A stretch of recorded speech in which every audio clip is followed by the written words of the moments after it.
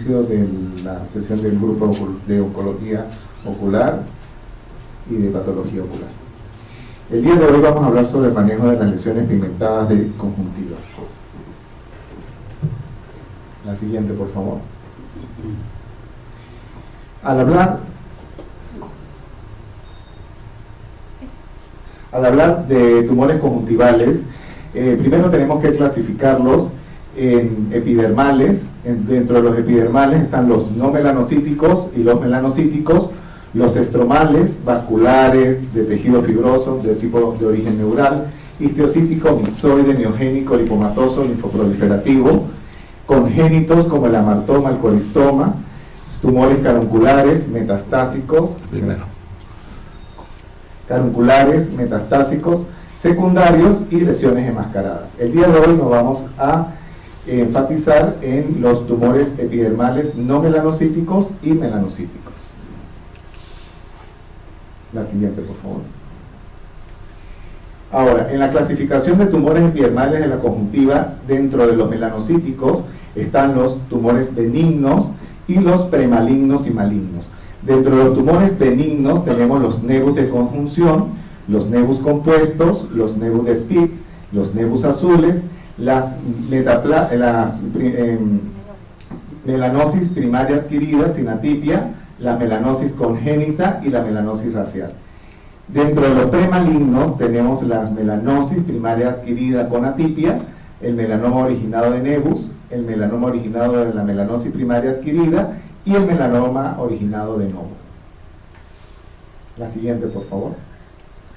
Al hablar de los tumores melanocíticos, el primero es el nevus conjuntival. El nevus conjuntival se caracteriza por ser una lesión circunscrita que representa la más común de todas las lesiones melanocíticas conjuntivales.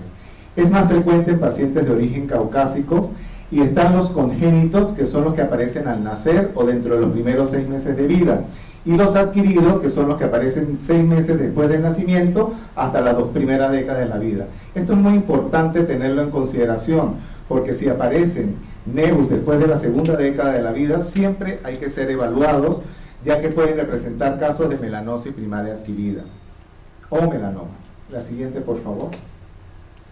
Las características de un nevus conjuntival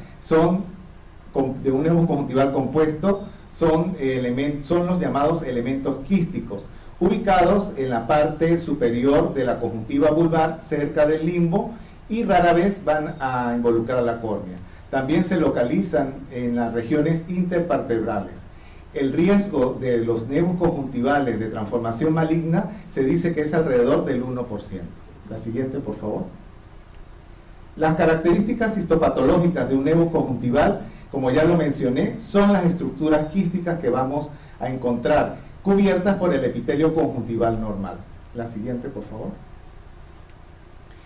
Los nevus de conjunción se encuentran también en etapas tempranas de la vida, pero ellos se van a encontrar células a lo largo de la interfase del epitelio y la sustancia propia. Y son células que contienen abundante citoplasma. Los nevus compuestos van a mostrar grupos de células ya en la sustancia propia de la conjuntiva, además del área de unión, y tienen menos citoplasma, lo que nos indica el grado de maduración de un nevus compuesto. La siguiente, por favor. Los nevus de Spitz aparecen en la infancia y en la adolescencia. Son lesiones no pigmentadas de crecimiento rápido que deben diferenciarse de los granulomas piógenos. Histológicamente vamos a encontrar fascículos celulares en forma de huso perpendiculares al epitelio superficial, y las figuras mitóticas reflejan rápido crecimiento y no indican malignidad. Los nevus azules son lesiones raras que surgen de la cresta neural, situadas también en la sustancia propia de la conjuntiva. Aparecen de color marrón o negro. Histológicamente están compuestos por células en forma de huso con pigmentación de melanina uniforme, y solo se ha reportado también un melanoma conjuntival que surge de un nevus azul. La siguiente, por favor. Dentro de los tumores melanocíticos benignos está el nevus conjuntival juvenil inflamado. Este aparece más que todo en pacientes niños y adolescentes. Pueden crecer rápidamente y clínicamente, como vemos acá, va a haber un enrojecimiento lesional, estructuras quísticas, y se asocian también a la mitad de estos nevus a lesiones amelanóticas. La siguiente, por favor. Desde el punto de vista histológico, son lesiones de crecimiento rápido, se caracterizan por elementos epiteliales quísticos y sólidos y se asocian a conjuntivitis alérgica o reacción papilar conjuntival asintomática. Es uno de los diagnósticos diferenciales que tenemos que tener en cuenta en cuanto a un nevus conjuntival juvenil inflamado. Acá vemos grupos de células con marcada inflamación crónica a su alrededor y una cantidad de eosinófilos. Por eso es la relación también con reacciones alérgicas o reacciones papilares, ¿no? La siguiente, por favor. Dentro de los tumores melanocíticos benignos también tenemos la melanosis racial.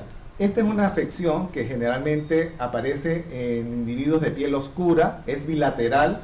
Las características clínicas: aparecen lesiones en todo el limbo en 360 grados, es poco frecuente la pigmentación, puede encontrarse en el fornis y rara vez en la conjuntiva palpebral, que es lo que lo diferencia de los melanomas.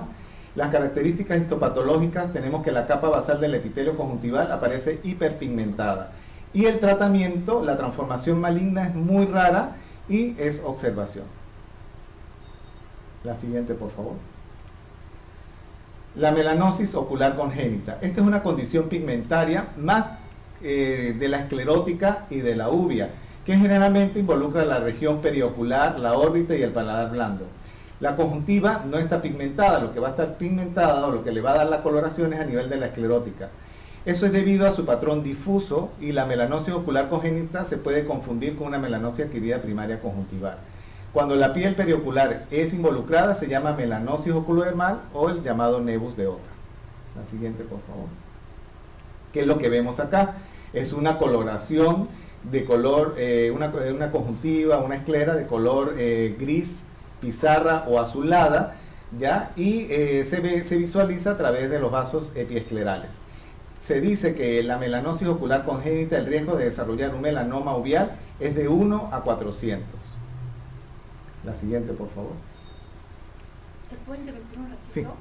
También es importante decir que en el nevus de Ota, como hay pigmento marcado en el iris, puede ser causa de un glaucoma pigmentario que aparecería a edades más tempranas. Es decir, si tenemos un niño que nos viene a la consulta con esta lesión, tenemos que chequear la presión intraocular desde lo más pronto que se pueda, ¿no?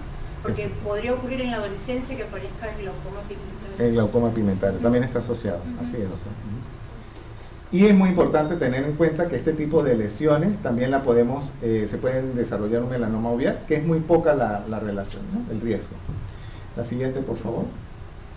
El tratamiento. El tratamiento de un nevus conjuntival generalmente no requieren una excisión, sino que la mayoría de los pacientes presentan una lesión estable durante muchos años. Es muy importante el interrogatorio al paciente, si es que presenta esa lesión desde la infancia o la adolescencia. La mejor opción es la observación periódica, pero con fotografías. Y si hay crecimiento, ahí sí ya consideramos una extirpación local documentada. La biopsia incisional está contraindicada en lesiones que pueden resecarse en su totalidad. Es decir, si se realiza una extirpación, tiene que realizarse con la totalidad. Indicaciones para la biopsia incisional: crecimiento y cambio de color reciente, recurrencia de una lesión extirpada previa y una sospecha clínica de malignidad. La siguiente, por favor. Ahora sí, la melanosis primaria adquirida. La melanosis primaria adquirida es más prevalente en individuos de piel clara, es unilateral. La exposición a la luz solar no está claro el componente en la melanosis primaria adquirida. La relación de la melanosis primaria adquirida con los nevus y el síndrome de nevus displásico aumenta según el número de nevus faciales que presenta el paciente, y el fumar cigarrillos, la hipertensión arterial han sido descritos que son factores independientes en el desarrollo de melanosis primaria adquirida. La siguiente. Dentro de las características clínicas suele ser unilateral, aunque hay casos bilaterales.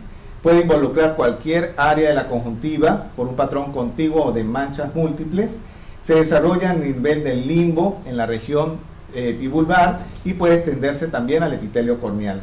Aparece en edad medianas o pacientes mayores, pacientes blancos, aunque también puede aparecer en adultos jóvenes, pero es muy raro en niños, y no hay diferencia significativa en la prevalencia entre hombres y mujeres. La siguiente, por favor. Entonces, acá vemos una melanosis primaria adquirida con atipia localizada en la conjuntiva vulvar. Ya acá vemos una melanosis primaria, pero ya de manera difusa, que cubre toda la parte temporal de la conjuntiva vulvar. Y acá vemos una melanosis primaria adquirida, también difusa, que ya involucra la parte de los fornix. La siguiente, por favor. Entonces tenemos que la melanosis primaria adquirida se divide en sin atipia y con atipia. Y la mayoría de los melanomas conjuntivales van a desarrollarse de una melanosis primaria adquirida con atipia. La melanosis primaria adquirida con atipia se dice que está confinada al epitelio y puede desarrollar un melanoma in situ.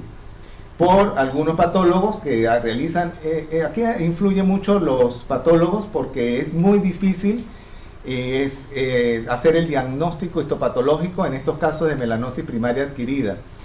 Y si hay una lesión pigmentada plana, unilateral, adquirida, se debe realizar una biopsia incisional para que el patólogo la pueda clasificar si tiene atipia o no. La siguiente, por favor.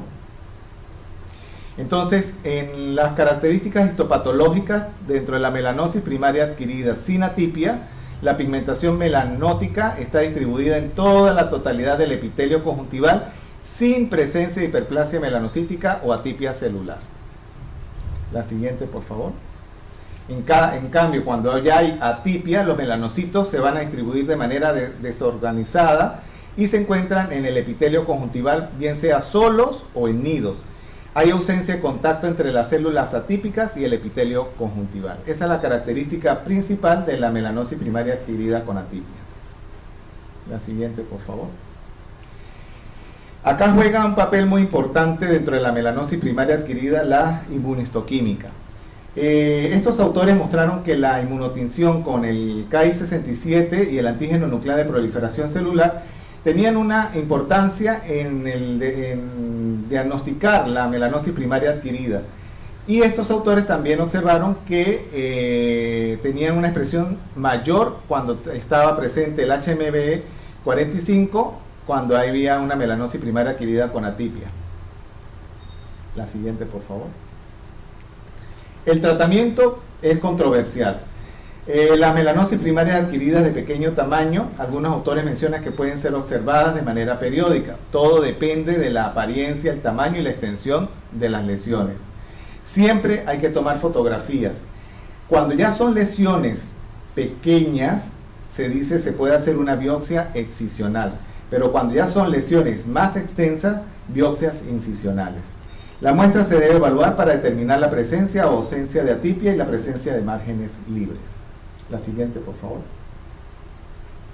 Hay autores que han usado la crioterapia para en caso de la cirugía excisional y los doctores Shields indican también se puede usar alcohol corneal, epitelectomía, eliminación local, estadificación de las muestras de la biopsia conjuntival, congelación y descongelación con crioterapia y cierre de la herida. Este autor Jacobi realizó un estudio en donde ninguno de los pacientes tratados por cirugía y crioterapia progresó a melanoma invasivo. La siguiente, por favor. También está en la melanosis primaria adquirida, hay autores que usan la mitomicina tópica para, en los casos de que puedan cubrir toda la totalidad de la superficie ocular, en caso de melanosis primaria adquirida ocultas o prevenir complicaciones asociadas a la crioterapia, como son cicatrización de la sustancia propia, pérdida de pestañas, simbléfaro, los pseudoterigios que se forman por la crioterapia. Esta es la dosis que utilizaban estos autores y este tratamiento se usa en melanosis primaria adquirida intraepitelial. La siguiente, por favor. El pronóstico, la incidencia y recurrencia en caso de melanosis primaria adquirida está relacionada con la presencia de atipia. La recurrencia sin atipia después de la biopsia excisional es muy rara y el 60% de las lesiones de melanosis primaria adquirida con atipia recurren después de una biopsia excisional y la mitad de estas lesiones recurren primariamente en forma de melanoma. Esto es muy importante tenerlo en consideración. La siguiente, por favor. Y ya el melanoma conjuntival. El melanoma conjuntival es la patología que nosotros tratamos en el Instituto Nacional de Enfermedades Neoplásicas. Es un tumor unilateral raro con una tasa de mortalidad del 23 al 30%. Los melanomas conjuntivales se originan de los melanocitos que migran de la cresta neural y residen en el epitelio conjuntival. No hay una diferencia significativa entre hombres y mujeres, pero hay una mayor incidencia en hombres. Aparecen entre la cuarta y sexta década de la vida, con poca incidencia en niños. Hay casos de melanomas en niños, pero es poco frecuente. Son menos frecuentes en la población de raza negra en comparación con otros grupos étnicos. La siguiente, por favor. Representan alrededor del 2 a 5% de los melanomas oculares malignos y representan menos del 3% de todas las biopsias conjuntivales escisionales. Los melanomas cutáneos son de 450 a 900 veces más comunes que los melanomas conjuntivales. La siguiente, por favor. No hay una evidencia clara que la radiación ultravioleta sea el factor causal en el desarrollo de un melanoma conjuntival, y según este estudio, hay un 74.8% de los melanomas conjuntivas se asocian a melanosis primaria adquirida. Es decir, la principal asociación de un melanoma conjuntival es con una melanosis primaria adquirida con atipia. 20% están asociados a los nevus, y un menor porcentaje, un 5.2%, se desarrollan los melanomas conjuntivales de novo. El principal porcentaje es de una melanosis primaria adquirida con atipia. La siguiente, por favor. Son unilaterales, también se pueden presentar de manera melanótica. Cuando se presentan de manera amelanótica, las características clínicas se pueden confundir con carcinomas de células escamosas. La mayoría se desarrolla a nivel del limbo, pero puede aparecer en conjuntiva vulvar, palpebral, fornis, carúncula y la plica semilunar. Se ha reportado que los melanomas conjuntivales multifocales y se originan a partir de la melanosis con atipia. Los nevus conjuntivales son muy raros en la conjuntiva palpebral y fornis, y las lesiones pigmentadas en estas áreas deben siempre considerarse sospechosas para melanoma. La siguiente, por favor. Las presentaciones pueden ser de tipo nodulares, sobreelevadas, como vemos acá, con vasos nutricios. Puede comprometer la conjuntiva tarsal y también la carúncula, la plica semilunar, y también todo es como de 360 grados la conjuntiva, como vemos acá. La siguiente, por favor. Las características histopatológicas: falta de maduración y ausencia de organización arquitectónica, la cual no respeta la orientación superior e inferior, y presencia de melanocitos intraepiteliales atípicos. Esto es lo principal, los cuales están desorganizados y no mantienen su relación con las células epiteliales. Se puede utilizar también técnicas inmunohistoquímicas como el HMB45 y el MELAN-A para demostrar la presencia de los melanocitos y estar seguro de que es un melanoma conjuntival. La siguiente, por favor. ¿Cuáles son las características histopatológicas que nos dicen que tiene un mal pronóstico? Propagación paquetoide, tumores celulares mixtos versus células fusiformes, evidencia histológica de invasión linfática, altos números de figuras mitóticas, alto índice de proliferación celular utilizando inmunohistoquímica. El principal factor pronóstico de metástasis es la profundidad de la invasión. Se dice que si son lesiones delgadas, menos de 0.8 milímetros de grosor, rara vez van a dar lugar a metástasis. La siguiente, por favor. El tratamiento es la extirpación del tumor completo, dejando márgenes de 5 milímetros. Es decir, hay que dejar márgenes amplios cuando son lesiones localizadas, como vemos acá. Aparte, hay que hacer una esclerectomía o una queratectomía lamelar, como vemos acá. También aplicamos alcohol absoluto para desepitelizar las células de la córnea. Podemos aplicar también crioterapia a nivel de los márgenes, y el uso de mitomicina también se puede utilizar. La siguiente, por favor. Cuando ya involucra lo que es el tarso, la carúncula y los fornix, hay que hacer biopsias múltiples. La siguiente, por favor. Porque si sale esas biopsias de lo que es conjuntiva tarsal, carúncula y conjuntiva vulvar, entonces sale melanoma, hay que hacer, el tratamiento sería una exenteración orbitaria. Si hay ya compromiso de parótide, ganglios preauriculares y submandibulares, se refiere para que un tratamiento más radical con parotidectomía y disección radical de cuello. Las metástasis son de un melanoma conjuntival, son más frecuentes a ganglios preauriculares y submandibulares. Por eso, cuando nos llega un paciente con melanoma conjuntival, hay que solicitar una ecografía de partes blandas, de parotia y cuello, palpar los ganglios para ver si hay ganglios positivos. Y lo otro importante que tenemos que tener en cuenta es, al momento de explicarle al paciente una exenteración orbitaria, esta es una señora que tiene un melanoma, las características y es una cirugía radical, pero que le va a preservar lo que es la vida, ¿no? La siguiente, por favor.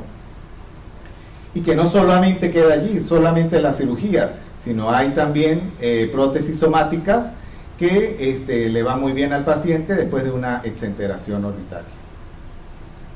La siguiente, por favor. Cuando hablamos de una exenteración orbitaria es un manejo no solo del oftalmólogo, sino multidisciplinario. Ahí interviene el psicólogo, el anatomopatólogo, es todo un manejo multidisciplinario de un paciente, porque cuando uno les explica a los pacientes que hay que hacer una exenteración orbitaria, ellos tienden a la depresión y tienen otro tipo de comportamiento, y es muy importante también apoyarlos en ese sentido, ¿no?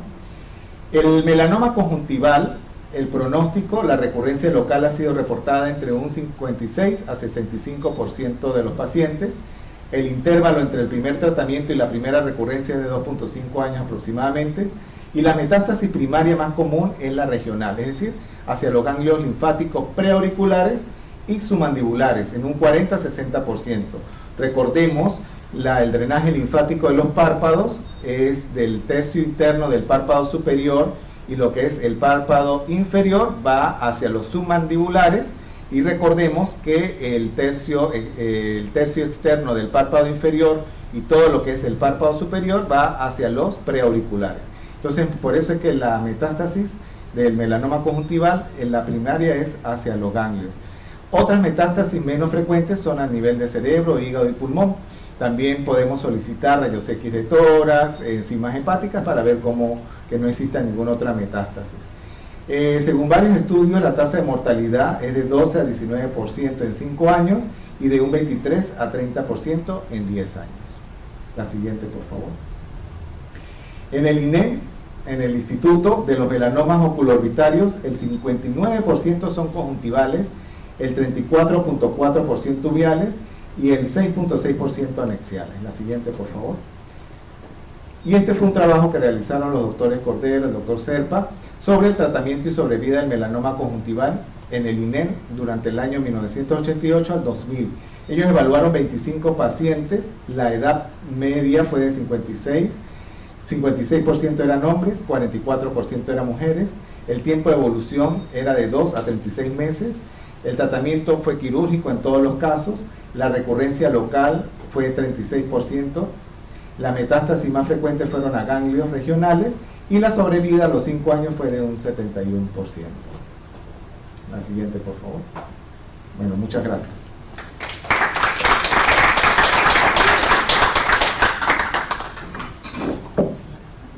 No sé si tiene alguna pregunta o un aporte, por favor. Sí, sí. Bueno, bueno, para comentar varias cosas. Uno de los grandes problemas que hay con las lesiones pigmentadas de todo el cuerpo son un gran problema. Y cuando es de la parte ocular es peor, porque el patólogo general lo quiere tratar como una lesión de piel y no es lo mismo. No tiene las mismas características histológicas ni los factores pronósticos. Entonces siempre hay que estar pendiente de tener una buena comunicación con el patólogo y escribirles bien. Entre esas cosas está lo de las melanosis. Nosotros no tenemos cómo saber cuando una melanosis es adquirida o es congénita. Entonces, lo que se estila por el Colegio Americano de Patólogos, por ejemplo, es que uno nada más le diga melanosis con atipia o sin atipias. Ese es el reporte. Y entre las que tienen atipias puede ser una atipia leve, moderada o severa. Entonces, ya el diagnóstico de melanoma in situ generalmente es en concordancia con una melanosis con atipia severa. Y es bueno que nos digan ustedes, porque si a usted le parece un melanoma ya in situ o una lesión mayor, pues uno le puede colocar ya el nombre como tal para que el paciente no quede con menos tratamiento. Lo otro es también la comunicación en el caso de los melanomas como tal. porque muchos factores pronósticos están descritos en la literatura, ¿no? Ahí hay algunos, pero están la distancia al borde de resección, hay unos que dicen que las mitosis no son importantes, otros que sí, hay inmunohistoquímicas nuevas como el T16, hay unos que dicen que si viene de un NEU tiene un pronóstico y otros que no. Entonces es bueno uno saber con ustedes cuáles son los factores pronósticos que ustedes necesitan que uno les reporte. Entonces si hacen hasta un formato o algo, uno les puede comunicar, y no, porque hay unos en el TNM, hay unos con el Americano de Patólogos, entonces siempre es bueno esa comunicación. Está bien. Gracias, doctor. La doctora me parece que es patólogo ocular. Sí. Quisiera luego hablar con usted por una invitación a participar en un segmento de patología ocular en el Congreso Real Panamericano de Patología. Yo soy oftalmóloga, usted es patóloga, yo como patóloga de especialidad, o sea, son diferentes convergencias. Exacto. Pero lo que dice la doctora es preciso y es un problema que siempre tenemos, como yo en mi caso como patólogo ocular, ¿no? No nos mandan la información adecuada en las órdenes de patología. Y eso es algo que siempre tratamos reiteradamente con clases y demás, que mejoren la comunicación. La comunicación incluso puede ser previa a la operación del paciente, pues para que ustedes sepan qué cosa necesita ese paciente, cómo le podemos mejorar el servicio, ¿no? Hacer una comunicación antelada. Otra puede ser ya en el momento del postquirúrgico con una orden de patología bien llenada. Como bien dice la doctora, uno en las melanosis muchas veces solamente ve el incremento de pigmentación melánica en el estrato basal del epitelio, y si no hay una historia, puede ser una melanosis facial, puede ser cualquier cosa. Entonces tienen que decirnos el tiempo de evolución, si es congénito o no. Esa información es valiosísima para nosotros. A veces nos ponen hemograma tal, eso no nos interesa la historia clínica, ¿no es cierto? Entonces, y eso es básico en lesiones pigmentadas. Y como dice el doctor, siempre deben hacer un seguimiento con imágenes. Llega el paciente, tiene que tomar una adecuada historia con el tiempo de evolución, poner los datos del tamaño de la lesión en el momento de la evaluación y su foto clínica. Y si es posible esa foto clínica que también se la lleve el paciente, porque no es raro que el paciente empiece con uno, pero luego por cosas de la vida acabe con otro médico y se queda sin información. Y lo que nos interesa es que el paciente tenga un seguimiento estrecho, ¿no es cierto? Entonces siempre pídanles que traigan un CD o un USB y ustedes descarguen la información. Y los controles son periódicos. Y me alegro que participe, porque yo le estuve llamando porque me dijeron que la doctora es venezolana y estaba en el Perú. Y quería que participe. Incluso tenemos el congreso el próximo mes, que no sé si le dé tiempo de preparar una charla, pero bienvenida, ¿no? Gracias. Bienvenida acá. Gracias, doctora. Yo tengo una pregunta. La biopsia excisional, ¿verdad? Tomando la previsión, ya que uno tenga la sospecha clínica y tomando la previsión de los bordes, etcétera, yo creo que es importante que si uno va a realizar una biopsia excisional, completar un protocolo terapéutico en el momento de la biopsia, ¿no? Claro. Porque ya que estamos entrando y estamos dejando los bordes pertinentes, bueno, ¿por qué no colocar la mitomicina, hacer la crioterapia en el lecho? Y lo otro importante es que en el momento de resecar la lesión, muchas veces la tendencia es a deslizar o a rotar colgajos conjuntivales, y en estos casos, pienso yo, que lo ideal es más bien colocar injertos de membrana amniótica donde no desplacemos mucho los bordes del lecho que queda. Por si acaso alguno de los bordes queda tomado, hay que hacer una ampliación de la resección, etcétera, tener los puntos de referencia claros, ¿no? Y entonces tratar de no deslizar colgajos ni hacer aproximación para intentar cierres primarios, sino por el contrario, aunque no sea muy extensa el área, tratar de hacer un injerto tratando de preservar esa área de resección en el lugar donde está. Claro, ¿no? el protocolo que nosotros usamos allá en el instituto es dejar esclera libre, por si hay, como usted dice, para ampliar márgenes, ¿no?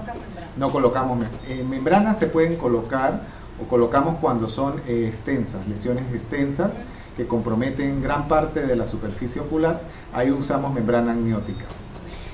Lo otro es el uso de mitomicina. El uso de mitomicina no la usamos solamente a nivel posoperatorio, en gotas tópicas, no transoperatorio, y también la crioterapia no la estamos usando, sino solamente dejamos 5 milímetros de margen. Lo que sí usamos es el alcohol absoluto para desintetilizar las células.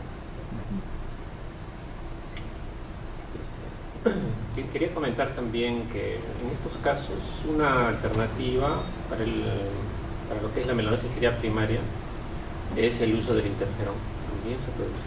También. Hay reportes al respecto y yo he tenido experiencia positiva en un caso que tuve un paciente que tenía una malesía primaria extensa, en el cual utilicé interferón alfa 2A y con buenos resultados. Sí, también en sarcoma y en carcinoma, ahorita el doctor va a hablar también sobre el uso de interferón. En carcinoma hemos hecho estudios allá, el doctor ha hecho estudios, el doctor Serpa ha hecho estudios en carcinoma de células escamosas y ha ido muy bien el interferón alfa Es una alternativa. 2B y 2A como una alternativa. También es importante hablar sobre las biopsias múltiples. Cuando se hacen biopsias múltiples, es bueno que se rotulen bien, tener los frascos todos bien rotulados, y nosotros nos orientamos también para hacer un procedimiento ya más extenso como una desintegración orbitaria, ¿no? La doctora Marroquín también hablaba sobre la comunicación. El instituto tiene muy buena comunicación y yo creo que el INO es el único que envía con el paciente con su foto del sitio donde se resecó para nosotros ubicarnos. Así deberían ser los demás hospitales, que enviar al paciente con la foto, el sitio donde se hizo la cirugía, para nosotros allá en el instituto ver dónde hubo la resección y el tratamiento siguiente, si es radioterapia o otro tipo de tratamiento, ¿no? Mira, recientemente el Laboratorio de Anatomía Patológica del INEN ha enviado una comunicación a todos los laboratorios, por lo menos de Lima, donde pone las características que debe tener un procesamiento adecuado de las muestras. Igual ustedes como Servicio de Oncología del INEN, de Oftalmología Oncológica, podrían mandar un requerimiento de que con qué requisitos debe transferirse un paciente, porque en realidad no se puede trabajar si no se tiene la información de qué se le hizo, qué recibió. Exacto. Eso es algo básico, sí, ¿no? Es básico. Y muchas veces solamente mandan una receta donde dice paciente con tal cosa, sí, y ni siquiera les mandan el taco el bloque de parafina, ni las láminas. Así es. Entonces, hay cosas que también con Hemos la aprendido colaboración de a adivinar. ustedes se puede organizar, ¿no? ¿Cómo? Hemos aprendido a adivinar. No, es que no es así, debemos mejorar todos en nuestro manejo hasta donde lleguemos, ¿no? Así es. El doctor hace referencia acerca del tratamiento de interferón para melanosis primera adquirida. ¿Pero esa melanosis primera adquirida con atipia severa? ¿O no? Era un paciente que previamente había tenido melanoma, justamente originado de melanosis adquirida primaria, Ajá.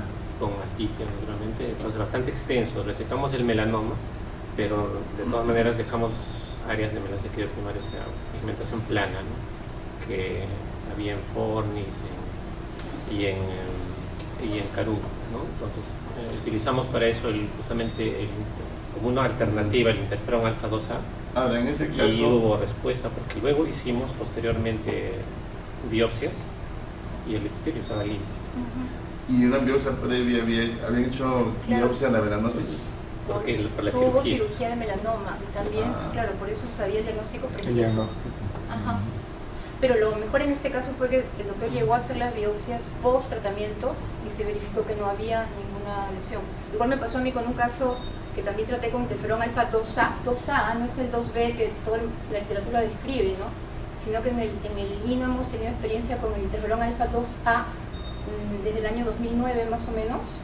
Yo he tenido como 30 casos, el doctor va por el estilo, también como 30 casos. ¿Por qué? Porque acá no teníamos disponibilidad del interferón alfa 2B. Y entonces, ¿qué podemos hacer con pacientes que eran ancianos, lesiones extensas? Entonces, alguna posibilidad terapéutica, y empezamos con interferón alfa 2A, pero la misma dosis, el mismo esquema del interferón alfa 2B. Entonces, tuve un caso en que la lesión cubría toda la córnea, bueno, media córnea, mejor dicho, y la conjuntiva limbar. Solamente fue con manejo de interferón alfa 2A y la lesión desapareció completamente. Pero lo envió un control ecográfico y me describieron que había una tumoración en la conjuntiva nasal. Pero ahí había un terigio, ¿no? Pero bueno, ya que me decían, no podía dejarlo sin pasar y tuve que pasar una cirugía en toda la zona que había sido conjuntival de la lesión previa, aunque no se veía lesión ya en ese momento clínicamente. Y lo que encontré fue que no había tumor, pero había sido focos de inflamación. Entonces, esos son los casos mejores porque tienen confirmación post-tratamiento, ¿no? Que no hay tumor. Claro, algo importante es de que cuando uno ha hecho una resección de melanoma con márgenes negativos y en el futuro aparece melanosis, entonces uno tiene que discriminar si es recurrencia o solamente es melanosis, ¿no es cierto? O solamente pigmentación. Eso es importante. Lo que nosotros hacemos siempre ante la presencia de una nueva pigmentación es hacer biopsias. Y según eso tomamos una conducta. Nosotros no usamos interferón ni mitomicina para esas lesiones. Si sale melanosis primaria adquirida con atipia y solo es informado así, nos comunicamos con el patólogo para que nos diga si es que hay atipia severa o no. Pero como dijimos, ya la atipia severa va a desarrollar en melanoma, nosotros en los siguientes 2 o 3 años. Entonces es importante, si el patólogo dice melanosis primaria adquirida, saber si tiene atipia o no. Si tiene atipia, tomamos una conducta quirúrgica. Si no es el caso, podemos observar. Bueno, y la situación nuestra es que antes, cuando hacía onco yo o el doctor que ahora hace onco, veíamos la lámina. Claro. Entonces, y lo que uno aprende cuando ve al paciente, actúa quirúrgicamente y luego ve la lámina es enorme, ¿no es cierto? Entonces, en realidad, todos los que operan lo que sea, no solamente tumores, deberían ir a ver las láminas, porque así su comprensión de la fisiopatología de la enfermedad sería enorme. Sí. Entonces uno también aprende a ver sus errores. O sea, yo en mis láminas veía si había operado bien, si me había hecho algún error, si le había demorado mucho la cirugía, ¿no? Entonces esas cosas son maneras de que uno mismo se autocritique y mejore. Entonces siempre debe ir al laboratorio. Y nosotros, bueno, ahora ya no hago oncología, solamente estoy en pato, el doctor sigue haciendo oncología. Nosotros encantados de recibir al residente que quiera venir con su lámina, con su material, con su foto clínica, ¿no? Para... ¿Cómo? No solo el residente, el oftalmólogo. Ah, bueno, el oftalmólogo, pero eso está más raro, pero más difícil, porque ya me acostumbre. Por eso es que hay que mantener una buena comunicación con el patólogo. Así ¿Qué haces ante una lesión pigmentada de conjuntiva? Digamos entre 3 y unos 10 milímetros de diámetro, plana, no está sobrelevada, es una pigmentación uniforme.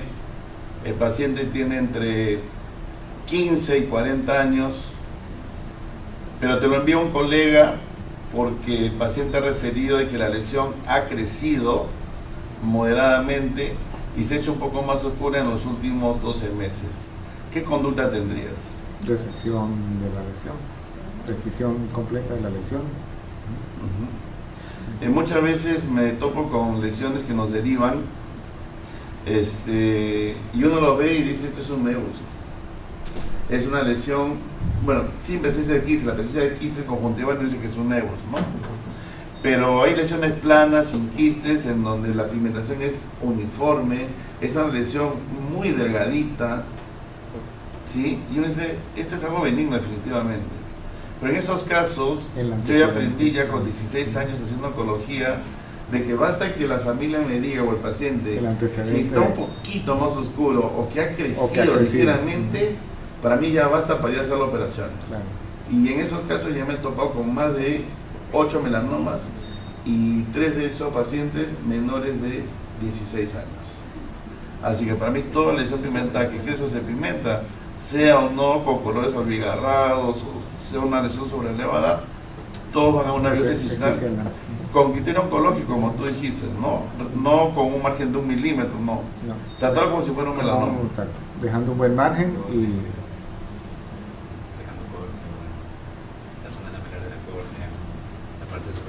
sí, si una lesión es muy superficial y haces una buena separación entre el tenon y la esclera, ya no hago escleroqueratectomía, salvo que vea que la lesión es sobrelevada. En el caso de melanomas que son nodulares. Y si me cabe la duda, en ese momento puede ser una escleroqueratectomía y mandarlo, ¿no? Lo que pasa es que si hago una escleroqueratectomía probablemente vaya a que sea un soterijo después, ¿no? Por el adelgazamiento esclerocorneal. La mitomicina nosotros lo usamos en postoperatorio para que no haga simbléfaro, para el pusieron simbléfaro, una cicatriz exagerada, más que por un criterio oncológico. Pero no la usan intraoperatorio. Intraoperatorio. No, postoperatorio. Postoperatorio. Doctor, una pregunta. En esos casos que hace referencia a pacientes jóvenes que han tenido estas lesiones planas, estos melanomas se originaron en melanosis adquiridas primarias. Muchos de ellos. Claro, si son lesiones planas, hay que sospechar de melanosis adquirida primaria. Exacto. Así es. Pero eso se puede diagnosticar histopatológicamente en algunos casos. Sí, pues no lo refieren. Ajá. pero siempre nos interesa tener, como comentamos antes, la historia, ¿no? El tiempo de evolución para orientarnos un poco mejor. Y allá en el Buscar. instituto utilizan también la inmunohistoquímica. Porque Ujú. HMB. Sí. Bueno, muchas gracias.